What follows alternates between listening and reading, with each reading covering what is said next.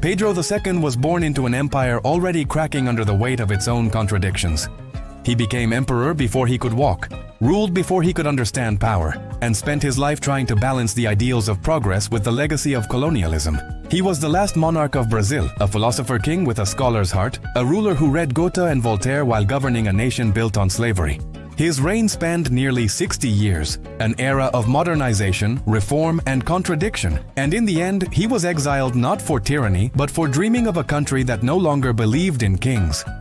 Born on December 2, 1825, in Rio de Janeiro, Pedro de Alcântara was the son of Emperor Pedro I of Brazil and Empress Maria Leopoldina of Austria. His birth was marked by national tension. Brazil had just declared independence from Portugal in 1822, and his father's rule was already turbulent. When Pedro I abdicated the throne in 1831 and returned to Europe, he left his 5-year-old son behind, handing Brazil over to a child and the regents who would rule in his name. For nearly a decade, Brazil was governed by regency, a chaotic period marked by regional revolts, social unrest, and power struggles.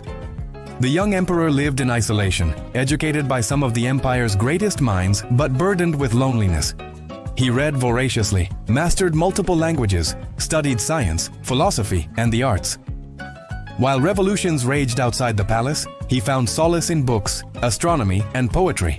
At just 14 years old, in an effort to restore stability, Pedro II was declared of age and crowned emperor in 1841. Brazil placed its hope in a teenager, a symbol of unity for a fractured land. And against all odds, Pedro II grew into the role. He became a calm, measured leader, deeply committed to education, public health, and infrastructure. He expanded railroads, telegraph lines, and public schools. He supported the arts and sciences, inviting intellectuals from around the world to Brazil and fostering an atmosphere of enlightenment in a country still haunted by the lash of the slave whip.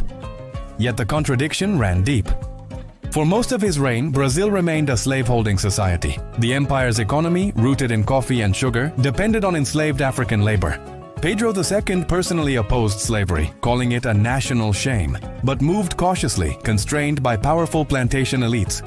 Over time, he took incremental steps toward abolition.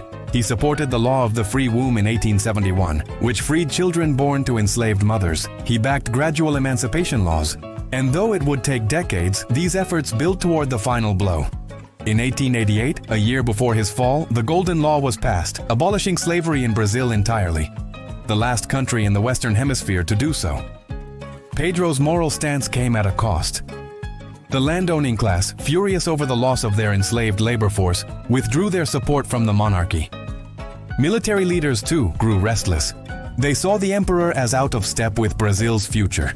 Too old, too intellectual, too attached to moderation in a world that demanded control. And perhaps most fatefully, Pedro II had no surviving male heir.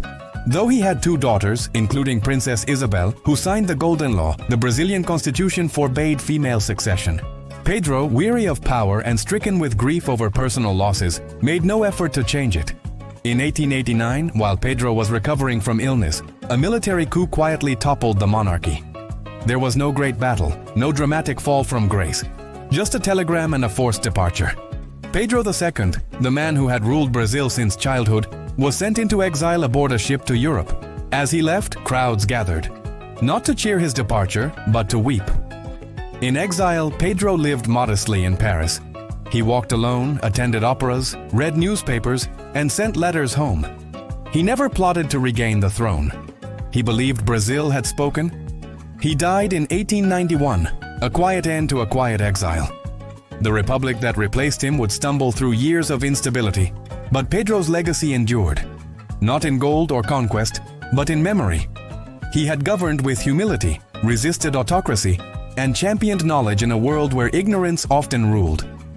He proved that an emperor could be both powerful and human, a monarch and a servant, a figurehead and a mind. Today, Pedro II is remembered not as a tyrant, but as one of the most beloved rulers in Latin American history. His journals reflect a man constantly in dialogue with himself, questioning the morality of power, the burden of rule, and the meaning of legacy. He wrestled with Brazil's contradictions because he lived them. He fought slavery not with swords, but with laws.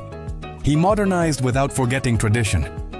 He read Darwin, Shakespeare, and Pascal, not for appearances, but because he believed in understanding the human soul. His palace, San Cristóbal, was not a place of excess. It was filled with telescopes, maps, and books. He slept little, wrote constantly, and believed that knowledge was the highest form of duty. He once said, "If we are not capable of governing ourselves, we do not deserve freedom." His greatest fear was not revolution, it was ignorance. He saw Brazil as a nation still forming its soul, one foot in colonialism, one foot in modernity, and he wanted desperately for it to walk forward. His exile marked the end of monarchy in Brazil, but in some ways it also marked the end of a certain vision of leadership, one rooted in dialogue, reflection, and restraint. Pedro II was not perfect. His pace of reform was slow. His cautious nature alienated allies, but he governed with integrity in a time when that was rare. In a continent battered by dictators, coups, and foreign exploitation, he offered a different model, a ruler who listened, a king who read, a monarch who believed in merit over fear.